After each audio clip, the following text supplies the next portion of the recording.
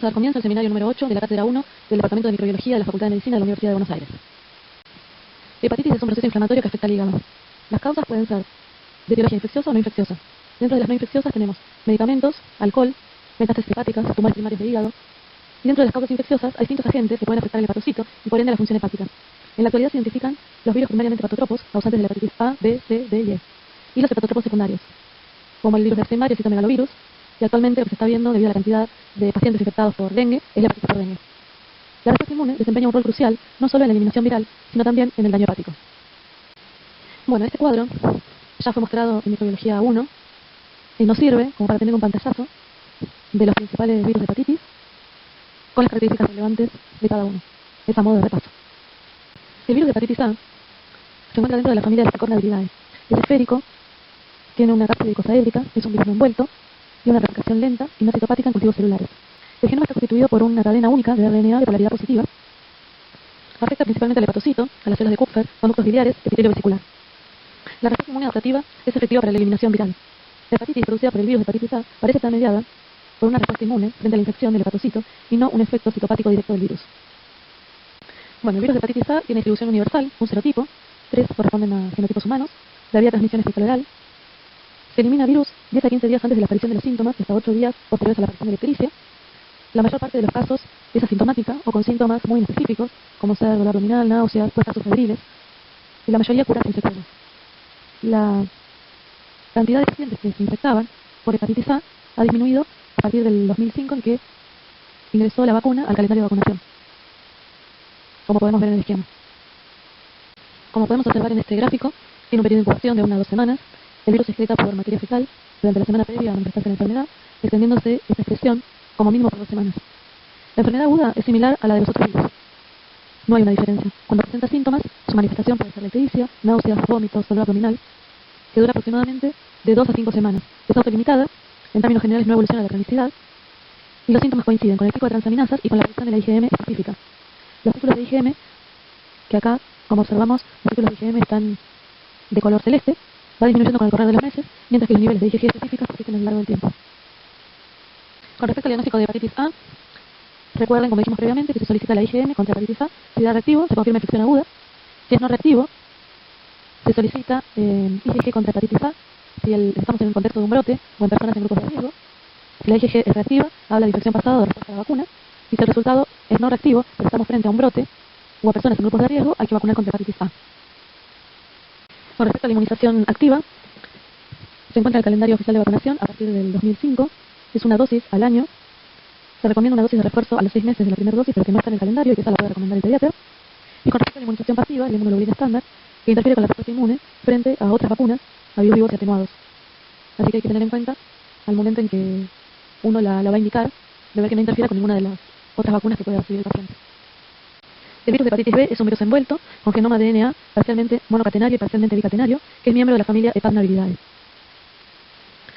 Tiene tropismo con fuerte preferencia por los hepatocitos, aunque pequeñas cantidades de DNA del virus pueden ser encontrado en riñón, páncreas y células mononucleares. Los viriones miden entre 40 a 42 nanómetros de diámetro. El core contiene el genoma viral y la polimerasa responsable de la síntesis del DNA viral en las células infectadas. Junto a los viriones, las células infectadas por hepatitis B producen dos partículas subvirales. Una de ellas son las esféricas, de 20 nanómetros, y la otra filamentosa, con similar diámetro. Estas partículas solo contienen glicoproteínas de la envoltura, entre ellas el antígeno S. La hepatitis B es una de las principales causas de hepatitis crónica. Tenemos distintas formas clínicas: la forma aguda, hepatitis asintomática, o con el cuadro clínico florido, con ictericia, coluria, acolia, dolor abdominal, y la forma fulminante en menor cuantía. Con respecto a la crónica, de los niños que nacen con hepatitis B transmitida por vía vertical, el 90% pasa a la cronicidad y el 10% tiene la capacidad de curar. Diferente ocurre en los adultos, en el que el 10% evoluciona a la cronicidad. Las formas crónicas o persistentes pueden ser pacientes asintomáticos, portadores, tener enfermedad hepática progresiva con replicación activa y que puede llevar al paciente a la cirrosis y al carcinoma hepatocelular. Más adelante veremos que la infección crónica es dinámica, que los niveles de carga viral y de transaminasas son variables, que la expresión del antígeno E y la seroconversión, con presencia de anticuerpos contra el antígeno E, marcan 2 etapas en el curso crónico. Y otra cosa que hay que recordar son las vías de transmisión, que dentro de la más importante es la vía sexual. Y en menor medida, el contacto con fluidos corporales infectados.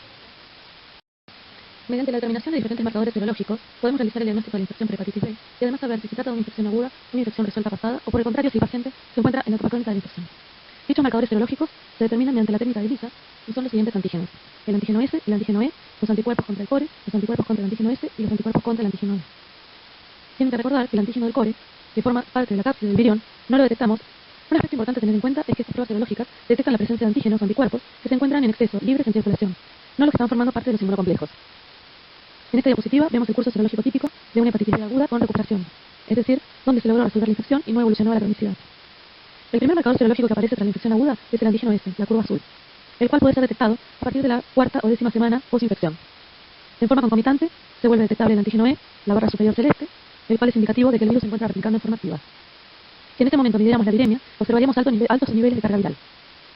Conforme la infección avanza, se monta una respuesta inmune específica contra el virus. Y, recordando microbiología 1, el virus de la hepatitis B no es un virus citopático per se, sino que el daño de los hepatocitos es indirecto como consecuencia de la respuesta inmune.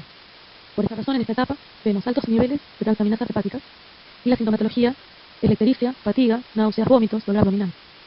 En gran parte de los pacientes infectados hay una forma subclínica de presentación. En esta etapa se comienzan a detectar los anticuerpos contra el core, que inicialmente son del isotipo IgM, y paulatinamente cambiarán al isotipo IgG. La determinación de los anticuerpos IgM contra el core es muy útil para el diagnóstico de la hepatitis B aguda. Observen que inicialmente los únicos anticuerpos detectados son los anticuerpos contra el core. Pero, si se está produciendo una respuesta inmune específica, ¿por qué todavía no podemos detectar los anticuerpos contra el S y contra el E? Anteriormente dijimos que con las pruebas de ELISA, solo podemos detectar los marcadores serológicos cuando se encuentran en exceso libres en circulación, y no cuando estaban formando parte de los inmunocomplejos. De esta manera, los anticuerpos contra el core son detectados tempranamente en la infección debido a que el antígeno hacia el cual están dirigidos no está expuesto, ya que está por debajo de la envoltura. De esta manera, en circulación, nunca van a estar formando parte de complejo inmune alguno. Sin embargo, los anticuerpos contra el antígeno S, que es la curva celeste, si bien también son sintetizados tempranamente, no son detectados los primeros meses. Y eso ocurre porque debido a la alta replicación, hay un exceso de antígeno S. Recordar que también, aparte de formar parte del virión, se encuentran en las partículas virales efectivas. Todos los anticuerpos contra el S producidos se van a encontrar formando parte de los complejos inmunes en circulación. Lo mismo ocurre con los anticuerpos contra el antígeno E, la barra superior rosa. Si el huésped logra montar una respuesta inmune específica, vigorosa, policlonal y multiespecífica contra el virus, va a poder limitar la infección. Entonces va a lograr la eliminación del virus y la resolución de la hepatitis B aguda. Conforme vaya limitándose la replicación viral por parte de la respuesta inmune, los antígenos virales, el E y el S, desaparecen de circulación. Los anticuerpos específicos efectivos se vuelven detectables al hallarse libres en exceso. Esto es lo que se llama seroconversión. Hay un periodo en el que no se detectan en suero ni antígeno S ni anticuerpos contra el antígeno S. Esto es lo que llamamos periodo de ventana inmunológica. Con una respuesta inmune exitosa, la viremia disminuye, las transaminasas vuelven a su valor normal, y cuando aparecen los anticuerpos contra el antígeno E, es un marcador de buen pronóstico, ya que la desaparición del antígeno E es indicativo del cese de la replicación viral. Cuando aparecen los anticuerpos contra el antígeno S, es sinónimo de resolución de la infección aguda. En esta diapositiva observamos en cambio el curso serológico de una hepatitis B, donde no se logró resolver la infección y evolucionó la cronicidad. Como podemos observar, en la etapa aguda de una hepatitis B que evoluciona a la persistencia, detectamos los mismos marcadores serológicos descritos en una hepatitis B aguda autolimitada. El antígeno S, que es la curva verde, el antígeno E, que es la barra superior rosa, y los anticuerpos IgM anticore, que es la curva violeta. Pero en este caso, la respuesta inmune del huésped no logra resolver la infección y el virus continúa replicando en los hepatocitos. Como consecuencia de ello, seguiremos detectando en circulación a los antígenos E y S. Aunque se estén produciendo los anticuerpos específicos respectivos, anticuerpos contra el S y anticuerpos contra el E, no podrán ser detectados. Pueden fácilmente deducir la razón de ello. Al continuar la replicación viral, generando millones de billones diariamente, los antígenos S y antígeno E se van a encontrar en exceso respecto de los anticuerpos. Es precisamente esta fracción libre la que es detectada por las pruebas de ELISA y no los anticuerpos, los cuales se encuentran formando parte de los inmunocomplejos. De ello, la detección del antígeno S por más de 6 meses es diagnóstico de infección persistente crónica. Los únicos anticuerpos que detectamos en la etapa crónica son los anticuerpos del core, que es la curva celeste, que como recordarán se encuentran libres en circulación, aunque en fases más avanzadas podemos detectar anticuerpos contra el antígeno E, como veremos más adelante. En esta diapositiva observamos los principales marcadores que se utilizan para el seguimiento de la hepatitis B crónica. Como pueden ver, además de los marcadores ya vistos, las barras superiores, se visualizan los niveles de viremia o carga viral en color azul y los niveles de transaminasas hepáticas que están en color amarillo. La infección crónica por hepatitis B tiene una evolución dinámica en la cual se pueden distinguir 4 fases. Es importante señalar que estas fases se desarrollan en forma sucesiva, aunque no obligatoriamente la van a atravesar todos los pacientes. La duración de las mismas también es variable, pudiendo abarcar semanas, meses o años. Teniendo presente este gráfico, vamos a desarrollar con más profundidad estas 4 fases de la infección crónica en la próxima diapositiva. Los principales marcadores que permiten diferenciar las 4 fases de la infección crónica son el antígeno E, los anticuerpos contra el antígeno E, la carga viral y las transaminasas hepáticas. El antígeno S no va a ser de utilidad, ya que permanece detectable de por vida. El daño histológico en el hígado es determinado mediante biopsia hepática, pero debe evaluarse según el paciente. La primera fase es la inmunotolerancia, o fase no inflamatoria. Esta es de corta duración, de 2 a 4 semanas, en quienes adquieren la infección en la infancia o adultez. Sin embargo, puede durar décadas en los individuos que adquirieron la infección en forma perinatal. Esta fase está caracterizada por la presencia del antígeno E y una alta carga plasmática de DNA viral, más de 10 a las 5 copias por mililitro. Es una fase donde hay una alta replicación viral. Sin embargo, los niveles de transaminasa sérica se encuentran normales y no hay evidencias de lesiones histológicas ni inflamación en las biopsias hepáticas. Los individuos son asintomáticos. Esto se explica por una falta de respuesta inmune contra el virus, es decir, a un fenómeno de tolerancia inmune frente a la infección, la cual es ejercida por el antígeno E. Durante el curso de la infección, los pacientes evolucionan a una forma más activa de la enfermedad, denominada fase inmunoactiva o fase inflamatoria. Como hay una activa replicación viral, esta fase se caracteriza por la presencia de antígeno E asociado a altos niveles de carga viral, los cuales pueden ir fluctuando. Las transaminasas séricas se encuentran elevadas en forma persistente o intermitente. Esto es el resultado del daño mediado por la respuesta inmune, especialmente por linfocitos T citotóxicos, al promover la muerte de los hepatocitos infectados. Hay una inflamación activa del hígado con la presencia de necroinflamación y algunas veces fibrosis. La severidad y duración de esta fase, que puede ser de meses a años, determina el riesgo de complicaciones. La tercera fase es la fase de baja replicación o fase inactiva. En esta fase hay una baja o indetectable replicación viral y por ende se caracteriza por la pérdida del antígeno E y la aparición de los anticuerpos anti-antígeno E. Los niveles séricos de transaminasas se mantienen dentro del rango normal y los valores de carga viral disminuyen a valores menores a 2000 copias por mililitro y a veces son indetectables. La histología de la biopsia hepática muestra una inflamación mínima y los pacientes son asintomáticos.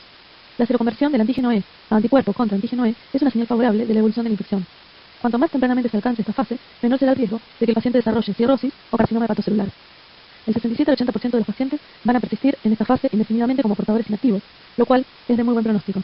Sin embargo, algunos pacientes van a exhibir eventos de reactivación. En la fase de alta replicación viral o fase de inmunoreactivación hay una persistente replicación viral. Hay un aumento de los niveles de DNA viral en el suero. Aunque la carga viral, por lo general, tiene valores menores a los que se observan en la fase inflamatoria, la misma es fluctuante, pudiendo alcanzar valores entre 10 a la 8 y 10 a la 9 copias por mililitro. Los valores de las transaminasas también se encuentran elevados y fluctuantes. En estos pacientes hay un daño hepático con lesiones necroinflamatorias. Esta fase se caracteriza por la ausencia de antígeno E y por ello se tornan detectables los anticuerpos contra el antígeno E. Si el antígeno E es un marcador de replicación viral, ¿por qué no se expresa en esta fase? Y esto ocurre porque en esta fase de reactivación se produce como resultado de la aparición de variantes virales con mutaciones en el promotor basal del core o en la región precore del marco abierto de lectura, precore-core, que impiden la expresión del antígeno E. Estas variantes están asociadas a una mayor progresión de la fibrosis, cirrosis y al carcinoma hepatocelular. Repasen eso de micro 1, ¿qué ocurre con estas mutantes? Aproximadamente un 0,5 o un 2% de los pacientes infectados crónicamente eliminan la infección espontáneamente cada año sin tratamiento. Desaparece el antígeno S, acompañado o no con seroconversión de anticuerpos contra el S y carga viral no detectable. En esta diapositiva podemos observar la anatomía patológica de una infección persistente y de una cirrosis postnecrótica.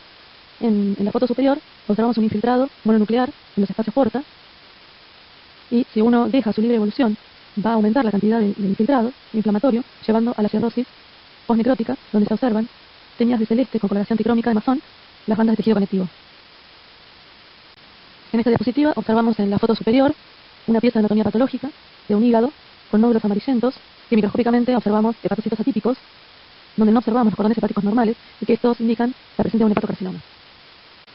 Bueno, en este cuadro podemos explicar, haciendo un resumen de todo lo hablado previamente. En la infección aguda, lo importante recalcar es que tenemos antígeno S y tenemos inicialmente anticuerpos contra el core, IgM, y antígeno E. En el periodo de ventana encontramos que el antígeno S y los anticuerpos contra el antígeno S están formando inmunocomplejos, por eso no se detectan. Y en la fase de recuperación vamos a tener anticuerpos contra el S, anticuerpos contra el E e IgG del core. En la infección persistente tenemos que tanto en el estado activo como en la reactivación tenemos alta carga viral del virus, de la hepatitis B. Que la diferencia de una infección persistente crónica con una aguda va a ser que no vamos a encontrar IgM del core, sí la IgG. En todos los casos vamos a encontrar antígeno S, menos en la forma oculta, y que en la variante antígeno E-, nosotros vamos a no encontrar antígeno E, pero sí anticuerpos contra el E, y hay una gran replicación viral. Por otra parte, los vacunados van a tener solo anticuerpos contra el S positivo, y hay que ver la titulación para ver si son respondedores o no, y que tenga una infección pasada va a ser la presencia de anticuerpos del core con anticuerpos antígeno S. En cuanto al monitoreo de la infección, la carga viral es uno de los parámetros de mayor utilidad, no solo para evaluar el estatus de la infección del paciente, sino que también es necesaria para decidir a quién tratar y para monitorizar la eficacia del tratamiento de aquellos tratados. Una vez iniciado el tratamiento, se busca alcanzar una carga viral por debajo del límite de detección, es decir, que la carga viral indetectable es también en esta infección la forma de medir la eficacia. Cuando en un paciente tratado no se alcanza la supresión viral y se sospecha emergencia de resistencia, está indicado solicitar un test de resistencia. La determinación del genotipo, a diferencia de lo que ya veremos con hepatitis C, no es un requisito indispensable en la evaluación y monitorización del paciente en un inicio, pero es de mucha utilidad para aquellos pacientes en los que se piensa iniciar un tratamiento con interferón, ya que ofrece información pronóstica sobre la respuesta a este fármaco y también sobre el riesgo de hepatocarcinoma. En relación a la cuantificación del antígeno de superficie, tiene un papel pronóstico y es de utilidad para tomar decisiones con respecto al tratamiento. En nuestro país, la incorporación de la vacuna de la hepatitis B en el calendario nacional ha ido evolucionando a lo largo del tiempo. Inicialmente, en el año 1992, solo estaba indicada para personal de salud. A partir del año 2000 fue incorporada para los recién nacidos. Sin embargo, a partir del 2012 se incorporó al calendario nacional la vacunación universal contra la hepatitis B. El esquema de vacunación consta de una dosis al recién nacido dentro de las 12 horas de vida y luego como parte de la vacuna quíntuple pentavalente a los 2, 4 y 6 meses de vida. En el caso de los adultos, el esquema es de 3 dosis, una dosis inicial, otra al mes y otra a los 6 meses. La vacuna contiene el antígeno S recombinante expresada en levaduras. Para aumentar la respuesta inmunológica, se han agregado a la fórmula vacunal los antígenos PS1 y PS2. Para evaluar la respuesta inmune a la vacuna es muy importante, luego de 1 a 3 meses de la administración de la última dosis, dosar el título de anticuerpos antígeno S producidos. Esto determinará si el paciente vacunado es respondedor o no respondedor. Si el título de anticuerpos antígeno S es mayor o igual a 10 unidades por litro, el paciente es respondedor a la vacuna y se considera que se encuentra protegido frente a una infección por hepatitis B. Por el contrario, si el título es menor a 10, es no respondedor y debe recibir una nueva serie de 3 dosis de vacunación. La gammaglobulinas hiperinmune se utiliza como profilaxis pasiva en pacientes no vacunados o no respondedores a la vacunación, que estuvieran expuestos a una situación de riesgo de contagio, como por ejemplo una exposición percutánea o de mucosas con sangre de pacientes infectados, o luego de una relación sexual con una persona infectada. También se lo utilizan recién nacidos de madres infectadas con el virus de hepatitis B, la cual es administrada junto con la vacuna. Se obtiene a partir del plasma de individuos que han padecido una hepatitis B y que por ende presentan altos títulos de anticuerpos contra el S. En esta diapositiva se presentan las drogas aprobadas para el tratamiento de la hepatitis B crónica. No se conoce el mecanismo exacto a través del cual el interferón alfa ejerce un efecto antiviral contra el virus de hepatitis B. Existen evidencias de que promueve la degradación del DNA covalentemente cerrado y del RNA pregenómico. Además, posee un efecto inmunomodulador que favorece la respuesta inmune frente a la infección, facilitando la eliminación viral. Existen dos presentaciones del interferón alfa, el estándar y el pegilado, el cual está unido a moléculas de polietilenglicol, modificación que aumenta su estabilidad y actividad. Se administra por vía subcutánea una vez por semana durante 48 semanas. Su uso es limitado ya que posee muchos efectos adversos, como depresión y desórdenes psiquiátricos. Los análogos de nucleósidos y de nucleótidos poseen un efecto antiviral directo al inhibir a la polimerasa viral y por ende la replicación viral. Poseen modificaciones en la molécula de ribosa que hacen que una vez que se incorporan en la cadena de DNA viral, interrumpen la elongación de la misma, actuando como terminadores de síntesis. Se administran por vía oral y generalmente son bien tolerados. La mibudine y adefovir fueron las primeras drogas en desarrollarse y su uso es limitado debido a la alta probabilidad de aparición de variantes virales con mutaciones asociadas a resistencia a la terapéutica. En cambio, entecavir y tenofovir, desarrollado más recientemente, poseen una alta eficacia y una menor tasa de resistencia, razón por la cual se les considera drogas de primera línea en el tratamiento. El objetivo del tratamiento antiviral es inhibir la replicación viral para disminuir el daño hepático, producto de la respuesta inmune al destruir las células infectadas, y es evitar la evolución a la cirrosis o al carcinoma hepatocelular. Por esta razón, el tratamiento es indicado en la fase donde hay replicación viral y por ende actividad inmune, que es la fase inmunoactiva con antígeno E positivo, la fase inmunoreactiva, antígeno E negativo, con transaminasas elevadas, alta carga viral y evidencia de inflamación hepática y fibrosis. La respuesta al tratamiento es monitoreada mediante la determinación de la carga viral. Los antivirales utilizados para el tratamiento de la infección crónica por hepatitis B inhiben la replicación del virus de hepatitis B. Sin embargo, tienen muy poco efecto o ningún efecto en el pool de los DNA covalentemente cerrado de los hepatocitos, molécula clave para la persistencia viral. Como recordarán, el DNA covalentemente cerrado es el molde a partir del cual se producen los mensajeros virales y el RNA pregenómico, intermediario de la replicación viral. Por otro lado, recuerden que durante el transcurso de la infección crónica tiene lugar la integración del DNA del virus de hepatitis B en el genoma del hepatocito. Si bien a partir del mismo no se produce la replicación viral, también actúa como reservorio para la persistencia viral, ya que a partir del mismo se expresan proteínas virales como el antígeno S y proteína X. La integración del genoma viral al genoma celular está asociado a un mayor riesgo de carcinogénesis. Con los tratamientos actuales, podremos lograr, en el mejor de los casos, lo que denominamos una cura funcional, definida por la desaparición del antígeno S y niveles no detectables de carga viral. Hablamos de cura parcial en aquellos casos donde tengamos valores de carga viral bajos, menor a 2000 unidades por mililitro, o no detectables, pero con detección del antígeno S. Sin embargo, en ambos casos persiste el DNA covalentemente cerrado en los núcleos de los hepatocitos. Esto puede permitir la reactivación viral en pacientes que hayan tenido una cura funcional previa y que están recibiendo una terapia inmunosupresora. Si se lograra la eliminación del DNA circular covalentemente cerrado de los hepatocitos, hablaríamos de una cura completa. Si pudiéramos eliminar también el genoma viral integrado, hablaríamos de una cura esterilizante. Como el DNA circular covalentemente cerrado no puede erradicarse de las células hepáticas, con los tratamientos actuales, la cura completa es inalcanzable y teórica por ahora. Y es este precisamente el gran desafío que aún no está resuelto, la eliminación de la forma genómica viral del DNA circular covalentemente cerrado, que como vimos puede persistir en los hepatocitos, aún en pacientes que han resuelto la infección. Para su eliminación se están ensayando nuevas drogas con nuevos blancos. Esto se discute en la clase teórica. El virus de la hepatitis C fue caracterizado en 1989 como el causante de las hepatitis denominadas hasta ese entonces NOA-NOV, y su importancia médica radica en que es una de las principales causas de hepatitis crónica en el mundo. Recordemos que se trata de un virus esférico que posee envoltura y cuyo genoma está compuesto por RNA monocatenario lineal. Su principal sitio de replicación es el hígado, donde presenta una alta tasa de replicación diaria, que puede llegar hasta 10 a la 12 billones por día. Además, presenta una alta variabilidad genética, ya que posee una RNA polimerasa que carece de actividad reparadora de errores, lo que provoca una acumulación de sustituciones nucleotídicas durante la replicación. Esto, junto a un gran tamaño poblacional del virus, da lugar a dos niveles de variabilidad genética: intergenómica, los genotipos y subtipos, e intergenómica, las subespecies. En cuanto a los genotipos, actualmente se reconocen 7, que se denominan con números del 1 al 7. Son médicamente relevantes, ya que los diferentes genotipos se han relacionado con la distribución geográfica. Por ejemplo, el genotipo 1 y 2 están distribuidos por todo el mundo, mientras que el genotipo 6 solo en algunas zonas. También con la vía de transmisión, por ejemplo, el 3A y el 1A predominan en los adictos endovenosos y sobre todo con la respuesta al tratamiento antiviral. En Argentina, según el último boletín epidemiológico, el 76% de los pacientes infectados presenta el genotipo 1, el 14% el genotipo 3, el 7% el genotipo 2 y el 2,5% el genotipo 4. Con respecto a las vías de transmisión, la vía más común de transmisión del virus es la exposición percutánea a la sangre. El modo de transmisión predominante puede cambiar a lo largo del tiempo y ser diferente entre los países. La transmisión por transfusiones de sangre y sus derivados, como los factores de coagulación, fue una vía de transmisión común antes de la introducción de pruebas para detectar el virus en los donantes. Puede transmitirse por la utilización de agujas contaminadas en usuarios de drogas inyectables y también son susceptibles los pacientes en hemodiálisis. La vía de transmisión sexual es una vía relativamente infrecuente de transmisión, en contraste con lo que pasa con el virus de la hepatitis B. Si bien es posible, también es infrecuente la transmisión vertical, que se produce en un 6% de los casos. En cuanto a la historia natural de la enfermedad, la infección presenta una fase aguda, que es habitualmente asintomática, por lo cual el diagnóstico en esta fase es infrecuente. Cuando la hepatitis aguda tiene síntomas, que son alrededor del 10 al 20% de los casos, estos aparecen entre la séptima y la octava semana tras la infección.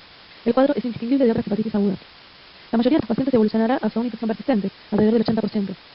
De estos pacientes, alrededor del 20% evolucionará hacia una cirrosis en 15 a 20 años, y entre un 2 a un 7% desarrollará un hepatocarcinoma.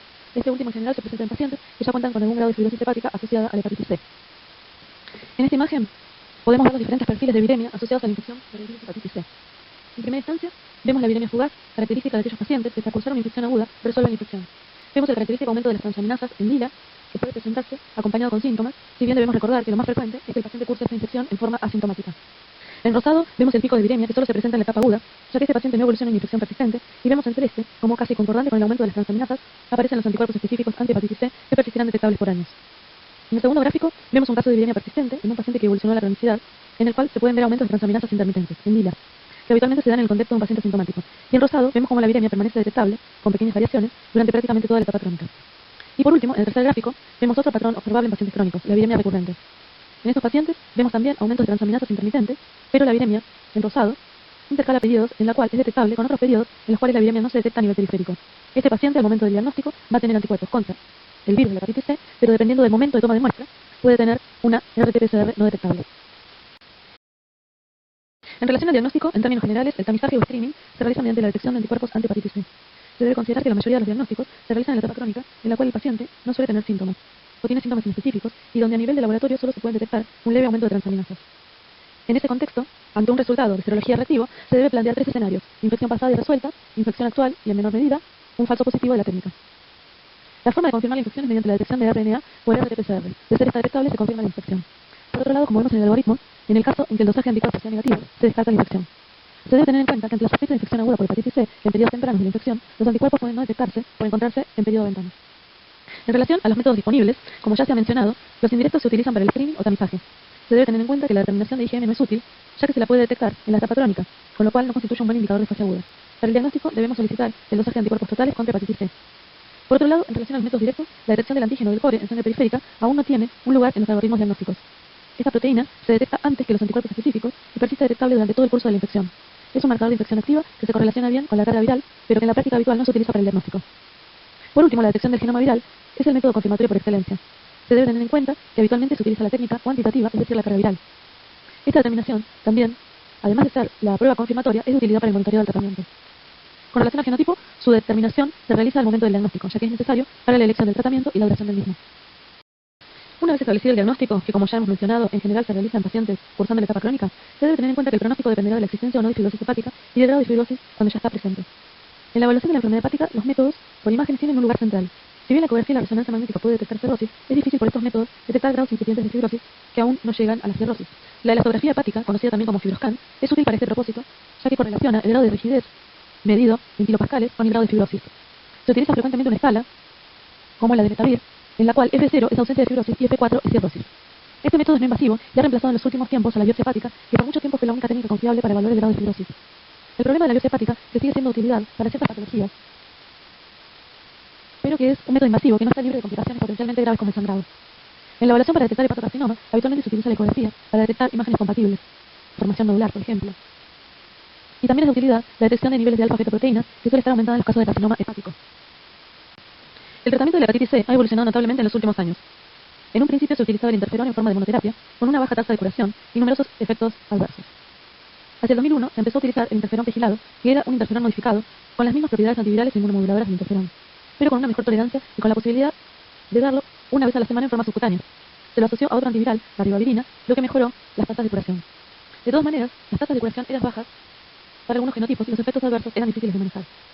Entre estos efectos adversos eran frecuentes los trastornos psiquiátricos, la toxicidad tiroidea y un síndrome gripal luego de cada aplicación. La mayoría de los tratamientos duraban 12 meses y las tasas de continuaciones eran muy altas por las toxicidades asociadas.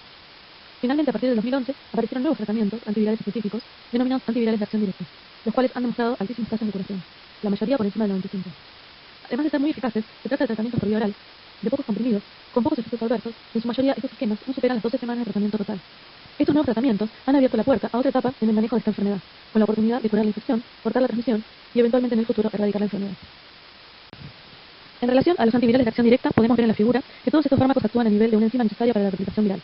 Actualmente contamos con tres familias principales: los inhibidores de la polimerasa NS5B, que actúan inhibiendo la replicación del RNA, los que terminan con buvir; los inhibidores de la enzima NS5A, que terminan con aspir, proteína esencial para el ensamblaje de los nuevos viriones; y los inhibidores de la proteasa NS34, que terminan con previr, que actúan inhibiendo el correcto procesamiento de la proteína viral.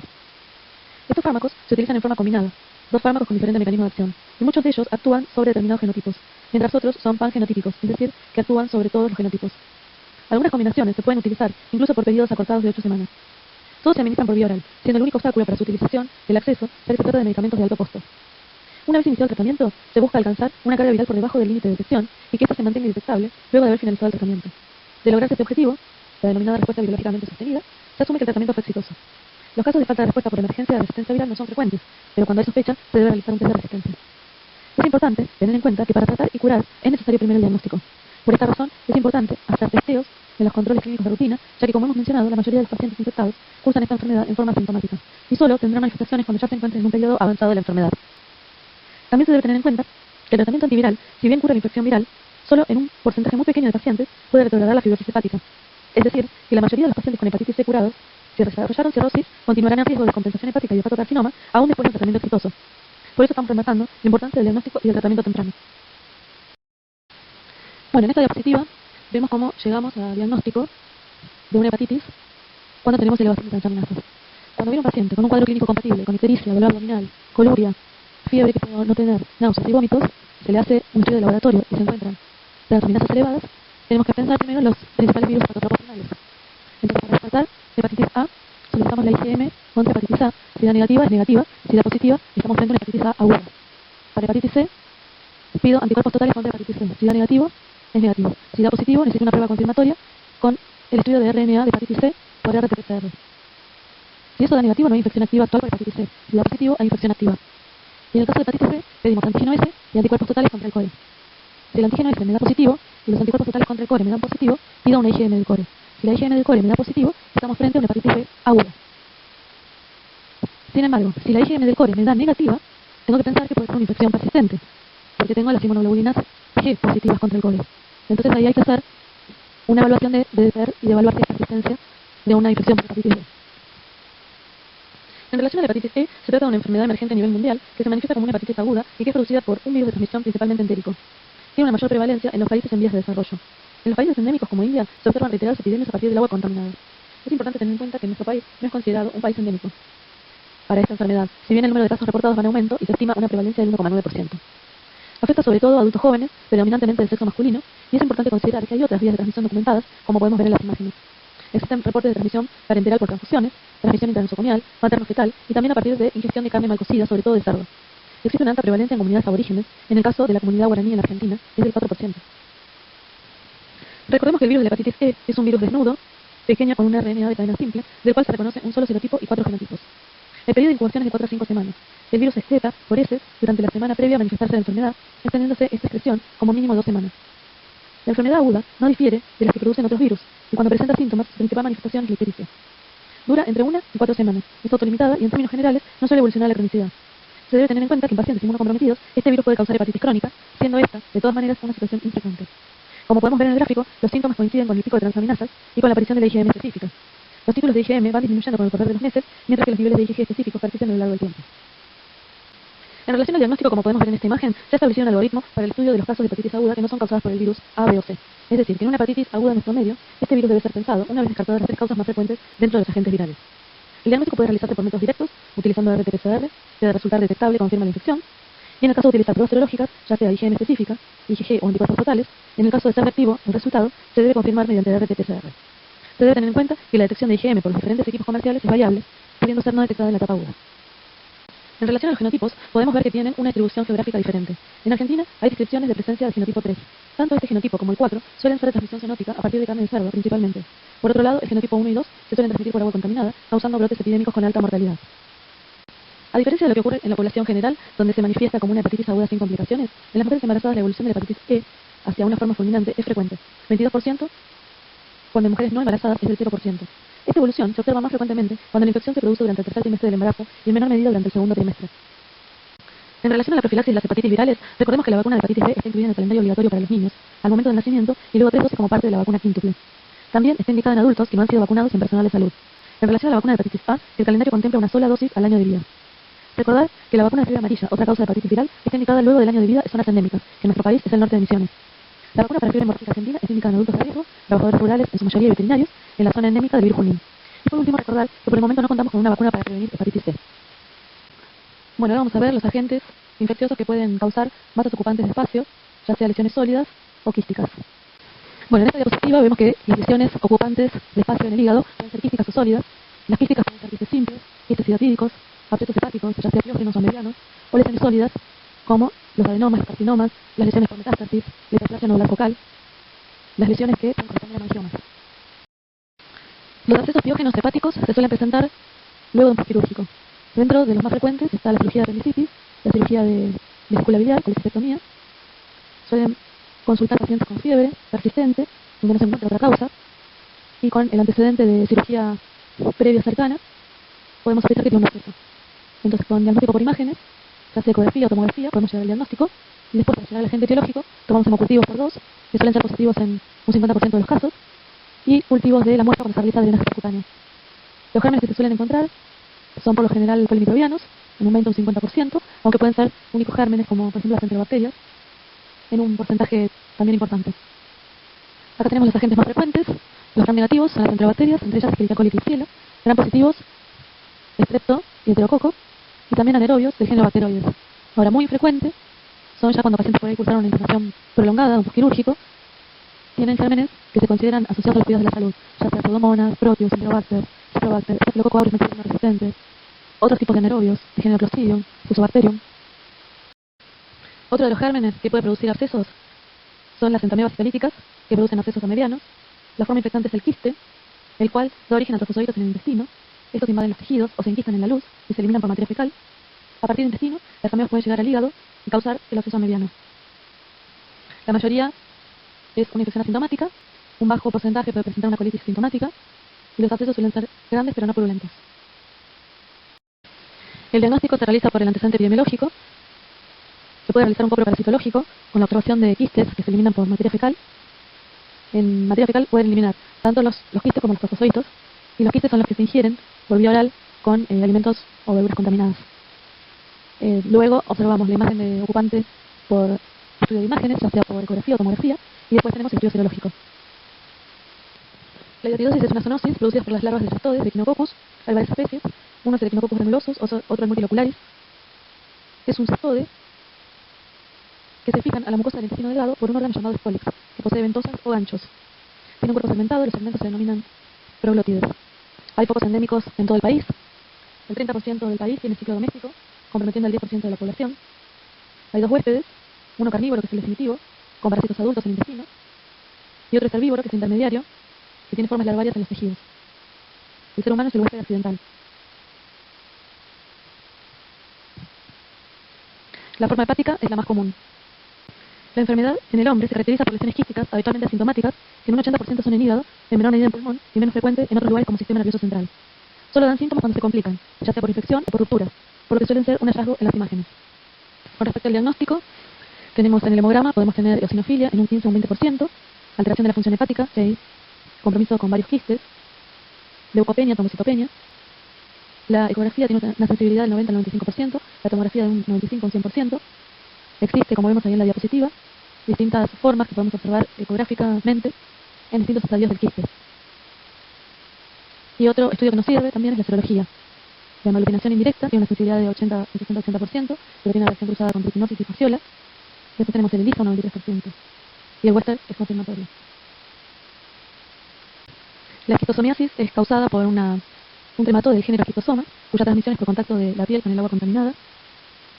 Estos ingresan a través de la piel, llegan al pulmón, por vía arterial a las vénulas, y cuando afecta a hígado, produce hepatosplenomegalia con formación de granulomas, que puede llevar a la fibrosis. El diagnóstico se realiza por la presencia de huevos en muestras de materia fecal.